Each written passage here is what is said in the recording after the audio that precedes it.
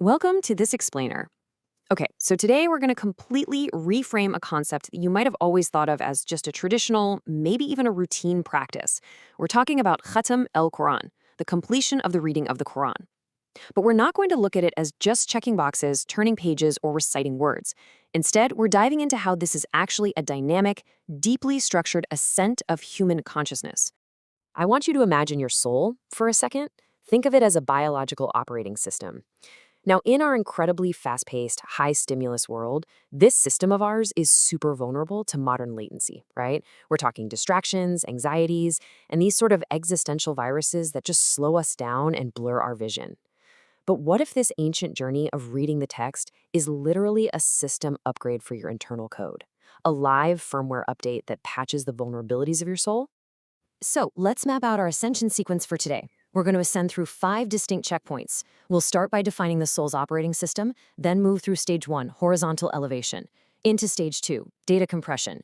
Then we'll hit stage 3, zero latency witnessing, before finally reaching the reboot phase. All right, kicking things off with checkpoint 1, the soul's operating system and establishing the kernel. Look, every operating system requires a rock-solid foundation. For human consciousness, our sources define this baseline as the fitra, the kernel. Your fitra is this primordial baseline that is perfectly attuned to interact with the unseen. It acts as an epistemological barzak. And if you're wondering what that means, think of it as a clean, interactive bridge between the physical world and the spiritual world. It sits there, ready and waiting for the firmware updates of Revelation to come in and purge any of those viruses you've picked up along the way.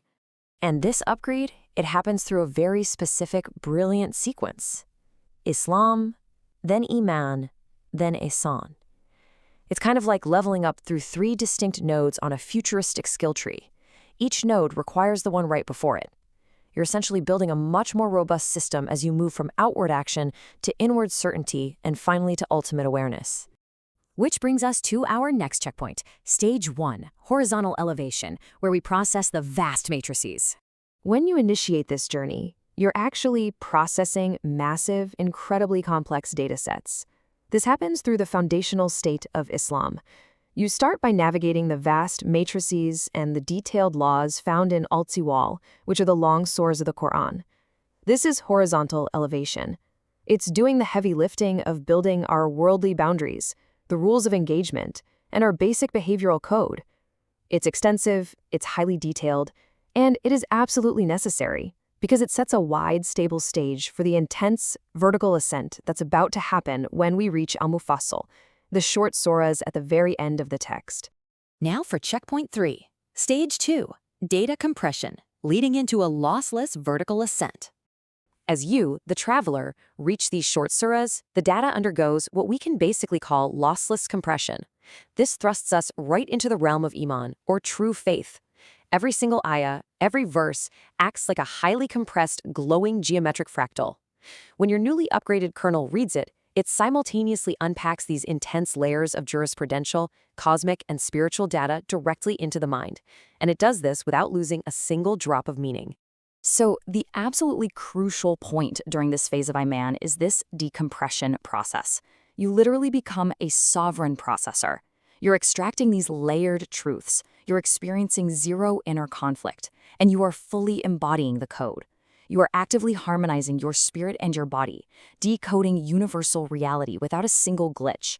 You see, you're no longer just following rules horizontally, you are actively processing the deeper truth of existence vertically. And that leads us to the climax of the journey. Stage 3, zero latency witnessing, or the ultimate barzakh. Up here at the summit of Ihsan, the scholar Ibn Taymiyyah's barzakh theory actually comes to life. Your bodily hardware, meaning your physical actions, and your spiritual software operate together at absolute peak performance. This is the zero latency barzakh. It's where complete physical presence meets absolute spiritual humility, resulting in what's known as wadat el-shuhud, the absolute unity of witnessing. This ultimate barzakh is a pure, flawless connection point bridging the seen and the unseen.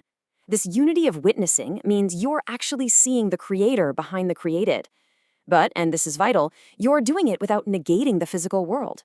You aren't just dissolving into nothingness, you're fully present in the world, executing your tasks, yet completely, fully connected spiritually. Zero lag, zero latency. The sources provide this profound instruction: worship Allah as though you see him. That's it. That is the core, practical definition of ihsan. This is the true, ultimate boon of this entire journey. It's all about securing this zero-latency witnessing in your everyday daily practice, having that perfect, uninterrupted connection, where your spiritual awareness and your physical reality are perfectly synced up in real time. Finally, we reach our last checkpoint: the reboot, the dynamic cycle, and the open summit. Now, you might be thinking, okay, I finished the reading, I reached the end, so I'm done, right? Actually, no. As our sources reveal, completing Khatam al-Quran is merely a system reboot into a vastly upgraded cycle. The cosmic law at play here is dynamic perfection. This means your newly upgraded kernel is not just going to rest, it's simply prepared for an even higher, more profound ascent next time around. It's an eternal open summit. This is beautifully captured by the continuous declaration of Allahu Akbar, meaning God is always greater. And because God is always greater, there is always a higher spiritual summit for you to reach. Your capacity has grown, so your journey expands. And that brings us right back full circle. Having purged the latency, downloaded the foundational code through the long surahs, compressed that data in the short surahs, and achieved that incredible zero-latency connection of ihsan, your kernel is now fully upgraded. The matrix of daily life is waiting for you out there. So the only question left is, are you ready to hit start and climb the summit once more?